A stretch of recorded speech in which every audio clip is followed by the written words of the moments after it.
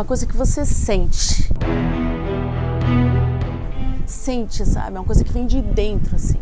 Você querer estar ali, você querer fazer aquela missão. Você decolar de madrugada, você não vê horário. Quando você está em missão, você não pensa na sua família. Você pensa na sua missão. Eu queria tentar fazer a diferença em alguma coisa. E a gente sabe o quão o Esquadrão Pelicano é diferente. A gente tem essa vontade, a gente sabe que, até no nosso lema, a gente tem um hino que diz que é o seguinte, que por uma vida a ordem é lutar. Então pode ter um acidente com 100 pessoas ou com uma só. O nosso empenho é para salvar todo mundo. Porque você vê o espírito, parece que tem, sabe, uma coisa, uma aura, alguma coisa que você vê que não é um esquadrão, me perdoe o termo, não é um esquadrãozinho qualquer.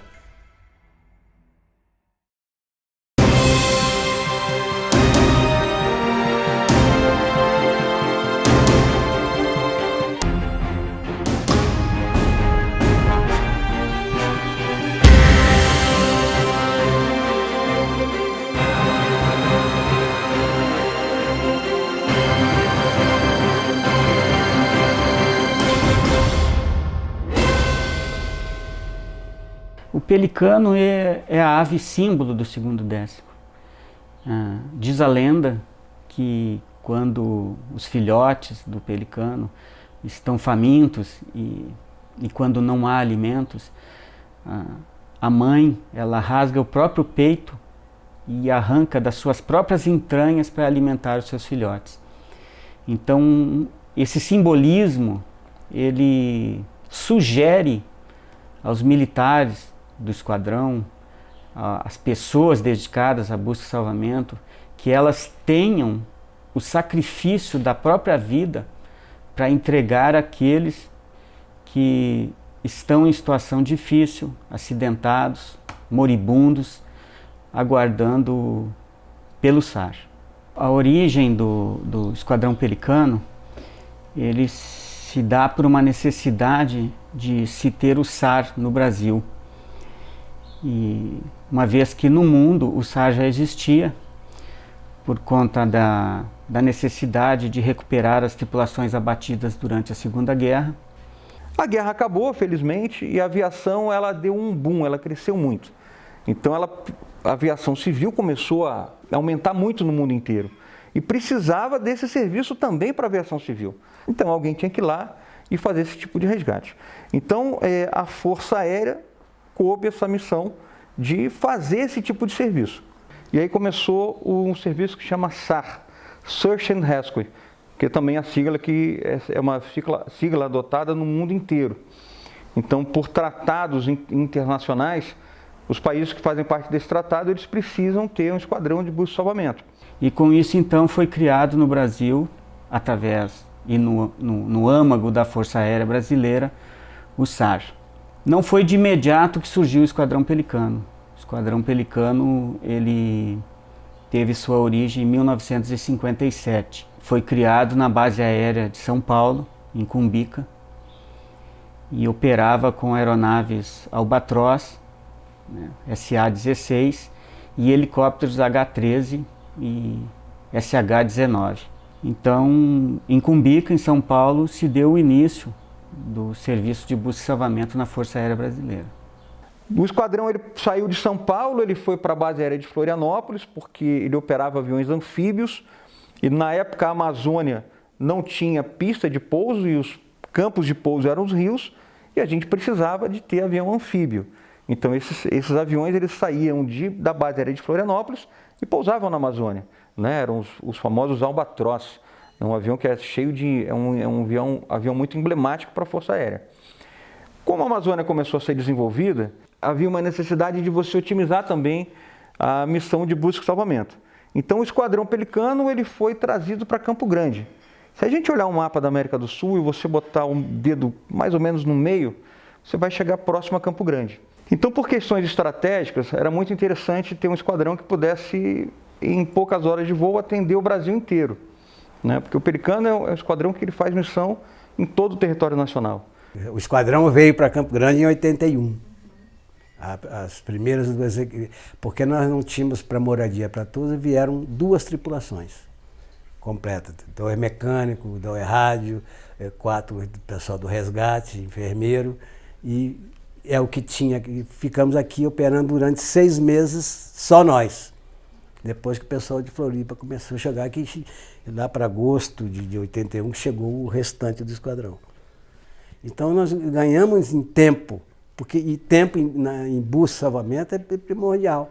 Então Campo Grande foi uma base estratégica para colocar o Pelicano.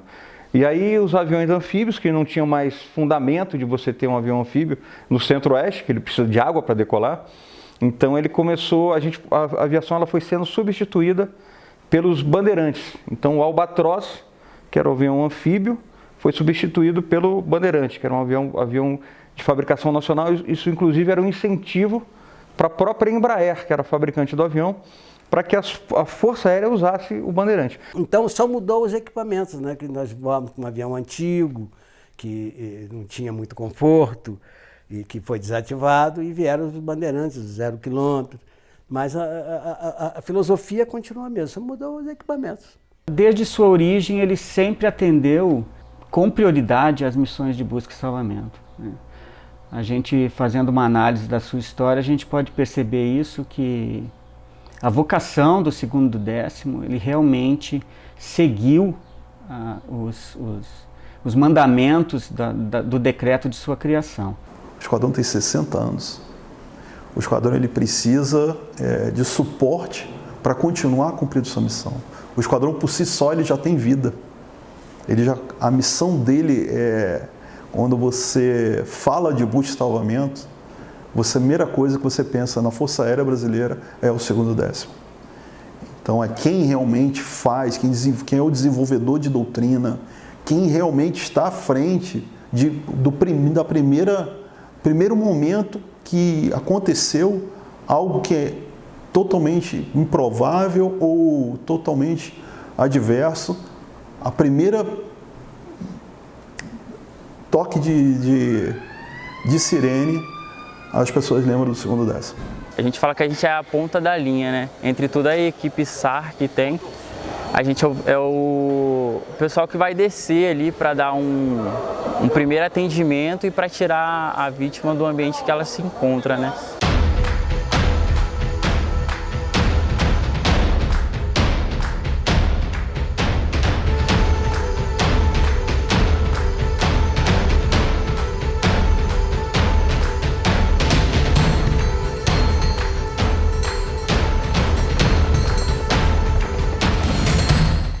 Me chamou a atenção trabalhar lá. É uma missão muito nobre, né? Você ajudar o próximo, fazer pelo outro, né? E quando a gente faz pelo outro, a gente está fazendo por nós também. Você acaba que você também se ajuda, né? É muito bom ajudar. Ter esse tipo de sensação, né? De estar participando, de fazer o bem. E a gente, no esquadrão, a gente tem isso muito aflorado, né? E depois que você chega, que você realmente vive, que você tem ideia do que é isso, aí é um sentimento que é muito difícil de expressar, né? Quem pertence ao serviço de busca e salvamento, e particularmente ao Esquadrão Pelicano, ele tem um compromisso inegociável de cumprir a sua missão. Essa pessoa, ela divide a sua vida entre respirar e cumprir a missão do 2º Décimo. Não há outra saída. Se ele não se dedicar 100% ao trabalho, ele vai cumprir mal a sua missão. E é justamente o espírito SAR que mantém esta necessidade sempre em voga, sempre acesa. Os homens do 2º Décimo sempre cumprirão sua missão. Quando você chega no 2º Décimo, é que você tem ideia da magnitude do que o 2º Décimo representa, né? As pessoas que nos antecederam, né? Esse legado que elas deixaram, esse entusiasmo, esse sentimento, isso tudo te contagia de uma forma que não tem muito como você explicar. Você quer viver aquilo ali e vira um impulso muito grande no seu dia a dia. Você quer viver mais, você quer fazer mais, né? Você se motiva mais Aí você, com isso, você se prepara mais, você estuda mais, você se capacita mais, você quer voar mais. E é por isso que o esquadrão ele é referência na aviação de busca e salvamento. Ele é o desenvolvedor de doutrina, porque as pessoas aqui fazem a diferença, mas fazem a diferença por causa do espírito SAR. Essa coisa que te move e que não tem muita explicação.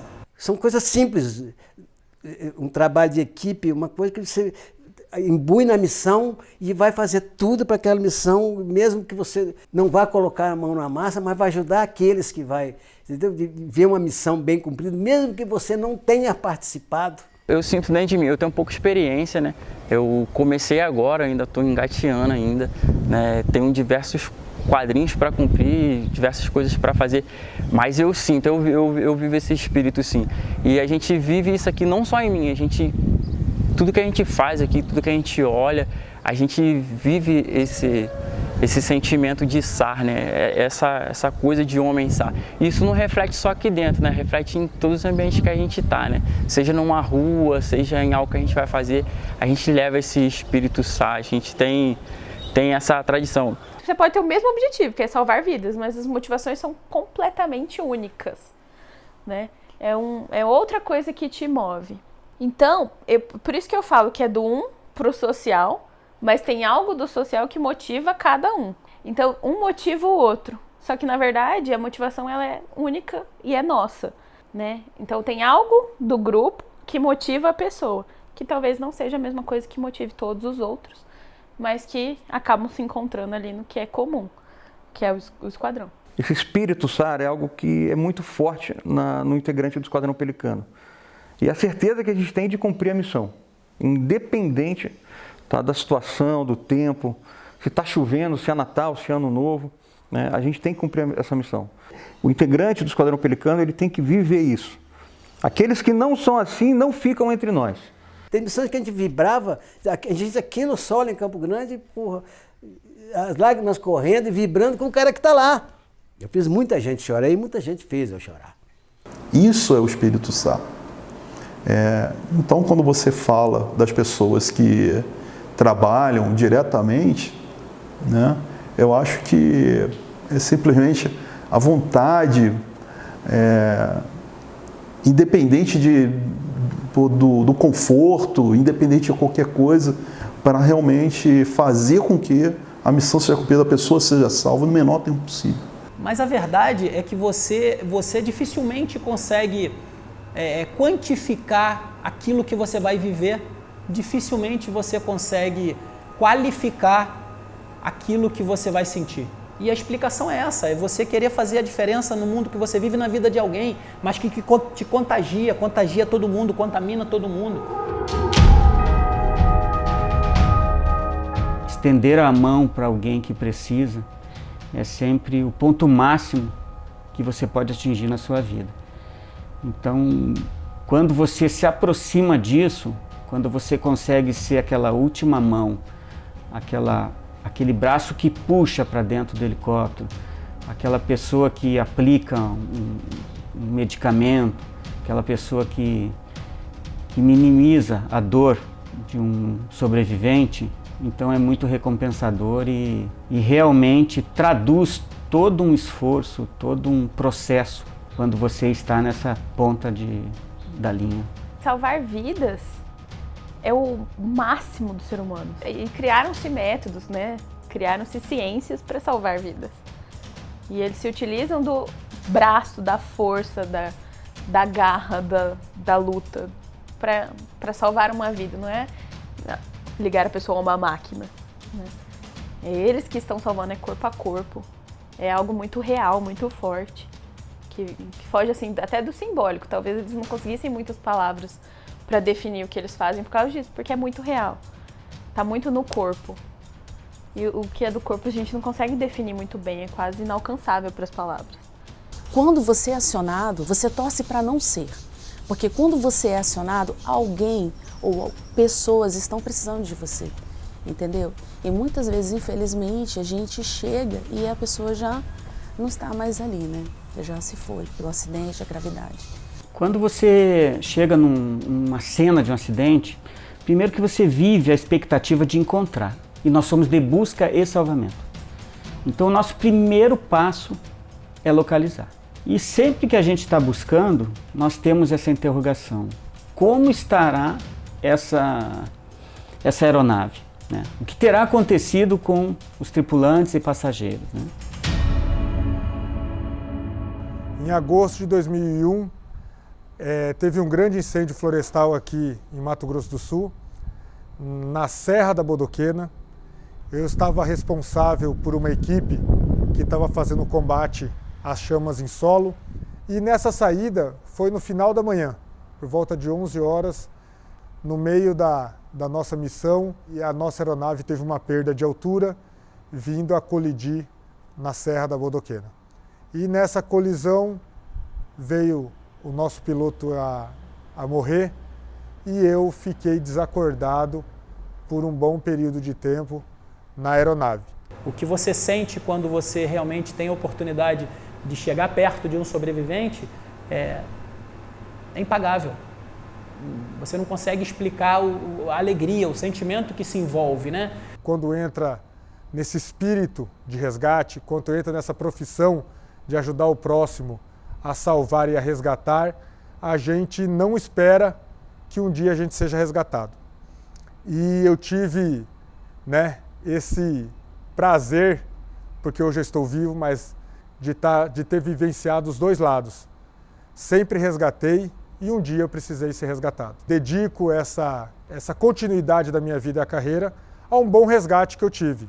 Bem resgatado porque eu tive um serviço aéreo especializado por parte do SAR, por parte do Grupo Pelicano, do Esquadrão Pelicano, da Força Aérea Brasileira, que essa cadeia de resgate, de essas sucessões de atendimentos especializados, fez com que eu estivesse hoje aqui, fez com que eu tivesse uma boa recuperação das minhas fraturas, fez com que eu tivesse saudável hoje para estar completando basicamente aí praticamente 16 anos após o meu resgate. Para a gente, para mim, eu acho que é um trabalho essencial para a sociedade brasileira. Quando a gente decola para ajudar, atrás de todo o suporte que a sociedade dá para a gente, a sociedade é o nosso chefe, mas a gente poder ajudar pessoas, tirar pessoas de situações de perigo, resgatar, e quando não tiver mais jeito, a gente trazer o conforto do familiar, Isso que dá o sentimento de dever cumprido, fazer com que a gente entenda que o que a gente faz é o certo. No acidente da Varig, mais especificamente, isso foi em 1989, nós tivemos ali um caos estabelecido, porque a nossa capacidade dentro de um helicóptero é muito pequena. Nós tripulamos um helicóptero desse com, no máximo, estourando 3 resgateiros. E, de repente, descemos por uma corda numa clareira onde temos 54 almas, dentre estas 44 vivas. Eu tive o privilégio de fazer parte da primeira equipe que chegou no local desse acidente. Então foi uma missão muito desgastante física e psicologicamente, porque a situação era muito difícil, nossos equipamentos eram muito precários ainda. Tinha alguma coisa, mas não é o que se tem hoje. Hoje a gente tem um equipamento muito bom para dar suporte médico, hoje melhorou muito. Mas a missão foi difícil para chegar no local. Nesse acidente eles caíram num domingo à noite, a gente só foi chegar na terça-feira. Eles deram muita sorte porque Deus ajudou quem era para ter morrido tudo. Porque ele as asas foram amortecendo. E os que morreram, morreram porque as cadeiras soltaram e os de trás imprensaram os da frente. Então é muito difícil você ter que empreender ali todo um conhecimento, distribuir funções, agir rapidamente, lidar com corpos, lidar com gritos, gemidos, angústias. É muito difícil. Então, é nesta hora que você vê que o seu treinamento ele tem que ser árduo. E eu lembro que a gente ficou nessa missão, entre a gente chegar e sair, 42 horas trabalhando, né? Sem dormir, comendo muito pouco, se alimentando, porque não tinha a comida e água que a gente tinha, a gente direcionava para os sobreviventes.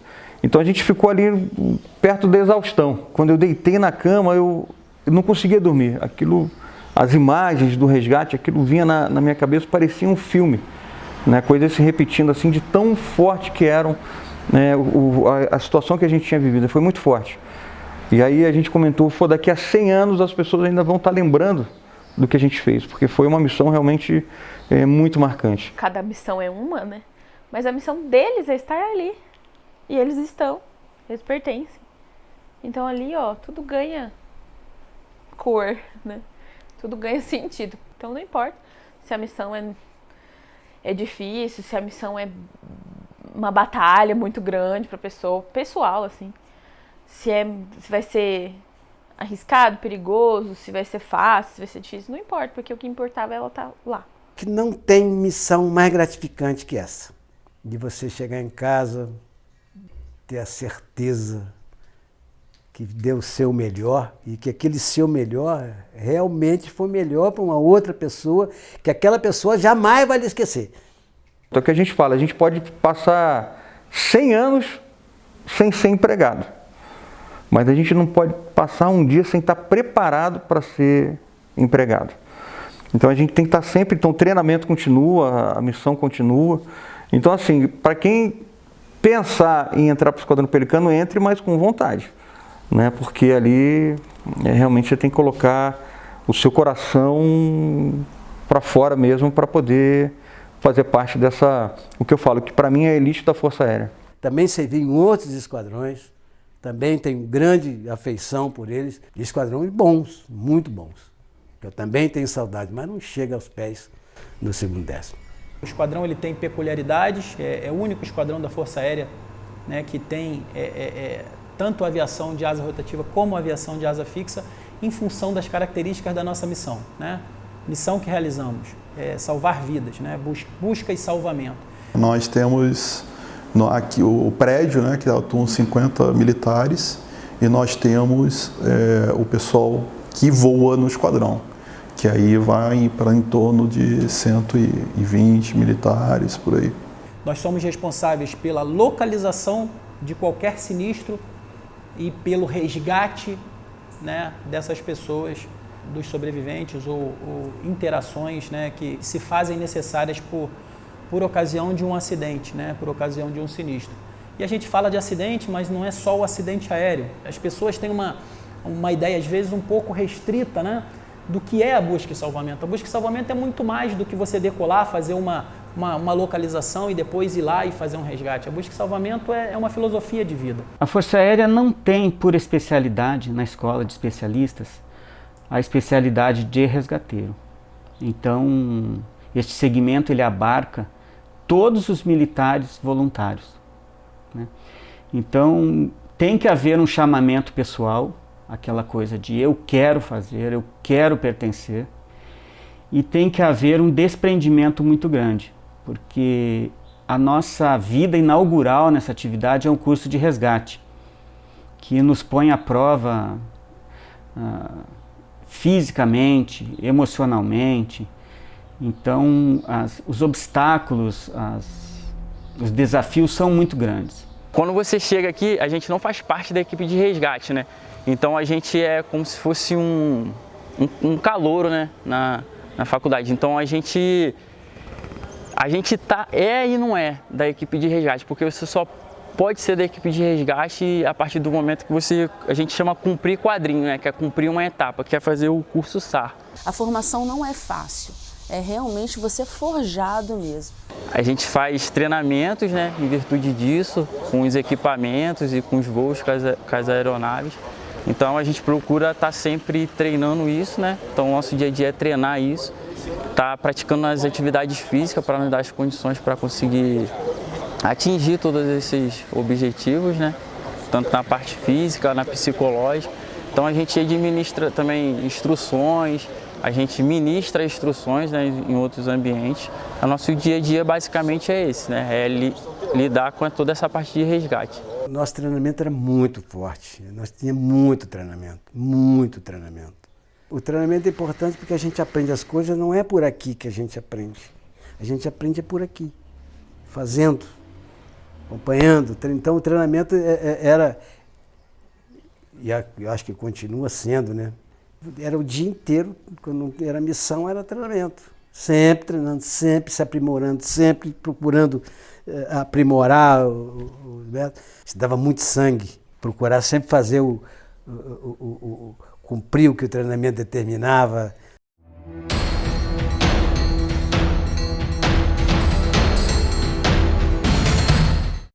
Enquanto a gente é solteiro, é muito fácil, né? Você não tem aquela preocupação com a família. Então era muito comum, inclusive, de eu ser voluntário para as várias missões. Às vezes tinha um amigo que a esposa estava grávida, né? E, pô, você pode ir na missão para mim? Eu ia em todas. Era um rato de missão, como a gente fala. Tudo que era missão, para mim, era mais fácil. Só que quando a gente começa a pensar na família, aí você já... Não que você vá deixar de cumprir a missão, mas já começa a pesar mais. Então foi sempre um grande desafio, o relacionamento era desafiador, ao mesmo tempo muito dinâmico, o apoio, a aventura, isso tudo motivava o nosso relacionamento. E a gente casou com 2 anos, a gente acabou se casando e com 2 meses de casamento nós tínhamos 4 dias de convivência. Como isso? É porque a gente estava comemorando os 2 meses de casamento, mas a gente tinha ficado junto só 4 dias. O Paulo emendou uma missão na outra, ele foi para uma missão, não esperava, essa foi acionado outra direto, ele nem voltou para casa. Então você fala, poxa vida, de cara, meus primeiros meses de casamento já foi um grande desafio, mas eu já sabia disso, porque durante todo o nosso relacionamento foi assim. Embora não bem a família, que realmente é mais importante que tudo, mas naquele momento, os outros precisavam mais de mim do que a minha família. Um filho meu, nenhum ia morrer porque eu não passei o Natal com ele, não passei o aniversário dele. E talvez o outro lá morresse por ele não estar naquela missão aquele dia. Então, os filhos pode ser que tenham algum resquício dele. Nunca me falaram, pode ser que tenham. Tem alguns sentimentos, mas naquele momento eu não era importante para eles, era importante para outras coisas. A minha esposa, eu falo o seguinte, ela foi uma mulher separada por Deus para estar comigo, né? Porque eu acho que a gente até brinca, nós somos os pelicanos e nós temos as pelicanas. E as pelicanas, elas vivem a missão junto com a gente. Porque você tem um filho pequeno que adoeceu e o pai não está perto. Está chegando o aniversário de 1 aninho do seu filho e você está numa missão. Isso é muito comum. E naquela época também não é como hoje, né? Não tinha o celular, não tinha WhatsApp, não tinha FaceTime, não tinha essa facilidade Skype de você se comunicar. Ele ficava longe e às vezes eu nem sabia para onde ele foi. Demorava dias para eu saber aonde ele estava, né? Quando ele voltaria, isso era incógnita. Eu passei Natal, passei Ano Novo, aniversário dele, meu aniversário, com ele longe. Mas antes de casar eu já sabia desses desafios todos. E assim, com os meninos é diferente, com os militares homens, porque eles viajam, mas suas esposas ficam em casa, cuidando dos filhos, né? E comigo é o contrário, né? Eu sou a mulher, né? Eu sou a militar, e sou a mulher, e sou a mãe. Então aí eu tive que optar. Aí para mim foi um luto. Eu passei por um luto quando eu tive que pedir para não estar mais nesse clã.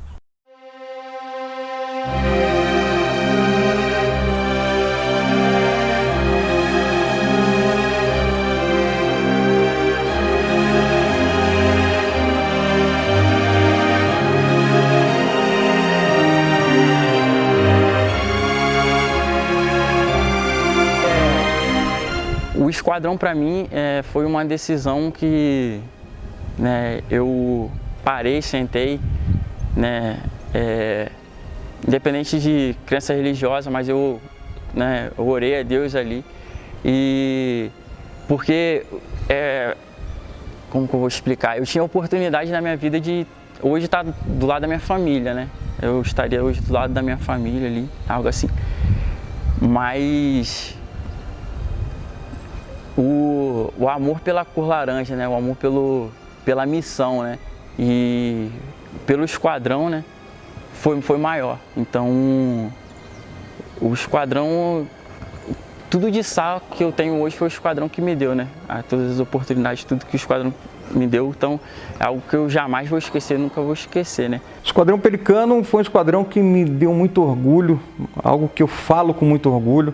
São experiências de vida que a gente teve, que a gente carrega para sempre, né? Foram os momentos mais intensos da minha vida eu passei ali, né? Nas missões, nos treinamentos, nos amigos que a gente tem até hoje, né? Que nós éramos realmente uma equipe, né? E uma equipe unida, né? Porque na missão um depende muito do outro. Eu amo demais o esquadrão, é uma coisa assim que só quem já foi ou quem viveu, né? Tudo que nós fazemos na vida nós temos que ter amor, né? Então assim, é amor, sabe? É amor pelo próximo, é amor por você, o amor por você ajudar. Eu acho que o esquadrão é isso, é amor.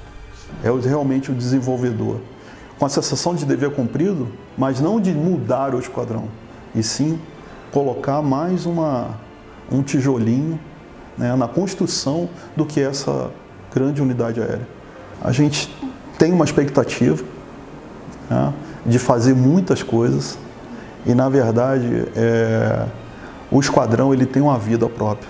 O Esquadrão Pelicano, ele não precisa somente das pessoas que amam o Esquadrão Pelicano, mas ele precisa muito daqueles que fazem com perfeição o seu trabalho. Então eu deixo às novas gerações aí o meu pedido de que se dediquem, de que façam o seu melhor, porque não é justo ocupar esse lugar sem que se tenha o verdadeiro Espírito SAR. Envolve vida, né? É o que eu falei para vocês, envolve sonho, envolve fazer a diferença no mundo que você vive. É poder ajudar sem ter nada em troca, trabalhar para fazer a diferença na vida de alguém, é você agir para que outros possam viver, que é o nosso lema. Né? Então o lema do esquadrão é para que outros possam viver, é um lema mundial da aviação de busca e salvamento, né? Da aviação SAR. Então é você fazer a diferença no mundo que você vive de alguma forma. É você decolar, não interessa a hora, não interessa o motivo, não interessa quando, é você largar o seu lar, a sua família, mas você faz isso tudo com essa motivação que você está falando, porque tem alguém que está precisando de você. Esse é o seu pagamento, é você decolar com essa esperança, com essa chama acesa no seu coração, de que você vai decolar daqui e você vai achar alguém. Tudo valeu a pena, todos os anos, todos os aniversários fora de casa, os natais, né, todos os amigos que eu chorei, que a gente deixou, né, que morreram cumprindo a missão, eles morreram, né, eles sabiam que eles tinham um objetivo. Né, e como eu disse, a regra é essa, a gente sabe que a regra desse jogo ela não é fácil, né? Mas tudo vale a pena. Então o presente na realidade não é de quem nós salvamos. O presente foi eu que ganhei. O Esquadrão Pelicano realmente é algo que marca, está marcado, está tatuado. Inclusive tem a tatuagem da equipe de resgate que a gente carrega aqui, uma tatuagem emblemática que é essa aqui, né? Que só algumas pessoas têm. Se eu tivesse uma palavra para definir a minha trajetória na Força Aérea, e particularmente no 2º do 10º, não poderia ser outra senão obrigado. Obrigado pelo privilégio de ter pertencido a essa unidade. Eu sempre digo assim, nós não somos piores e nem melhores que ninguém. Nós só somos pelicanos, é assim, é simples assim. Porque quando você é pelicano uma vez, você nunca deixa de ser pelicano. Você sempre é pelicano, entendeu? É como se você arrancasse sua pele e embaixo tivesse laranja. É sem palavras. É isso que essa missão te dá. A gente não decola achando que não vai achar ninguém. A gente sempre decola achando que vai achar alguém. Que vai fazer essa diferença, que a gente vai trazer alguém para casa, que a gente vai devolver um pai, a gente vai devolver uma mãe, a gente vai devolver alguém no seio do seu lar. É isso que a gente espera que façam pela gente, é isso que a gente tenta fazer pelos outros.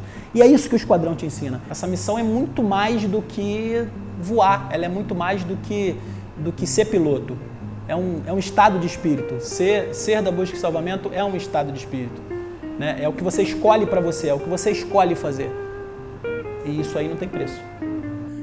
Essa satisfação, esse prazer de dizer, pô, negão, valeu a pena e vale a pena.